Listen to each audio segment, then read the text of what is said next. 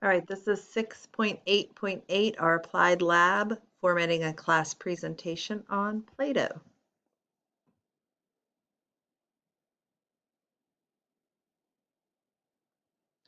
All right, this one has us on slide 2. We're going to use the content placeholder. We're inserting a video.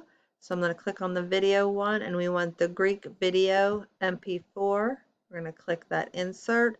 Use the corrections tab option. And let's see, we're going to come over here, and we want the video to be -40, which is down here for the brightness, and the contrast should be +40. So we want brightness minus, contrast is plus, which should be that one right there. On slide 4, use the content placeholder to insert the forms video. So I'm going to click that right there. There's our forms video. Click insert. Modify the video playback to start automatically and to play full screen. On slide 5, we are searching for an online image of a tree. So we're going to go insert, pictures, online, and we're going to search for a tree. That's the one right there. We're going to insert that.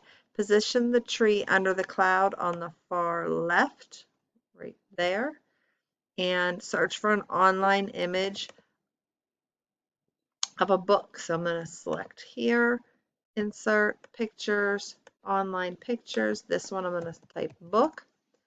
That one looks good. I'm going to insert that, right? It's going to go under the middle cloud, align the bottom of the two new images, which would be this one, and this one. And we are aligning them at the bottom. All right. I'm going to check my answers just to make sure. I have 9 out of 12 steps. So the last two, on slide 6, we are going to use the content placeholder. We're going to insert the picture of Aristotle from our pictures folder, which is that one there. Click insert. Apply a metal frame, right? So we can look at all of our frames up here. That's the metal one. Enlarge the image slightly to fill the right side of the slide a little bit more. So I'm going to click on my corners here.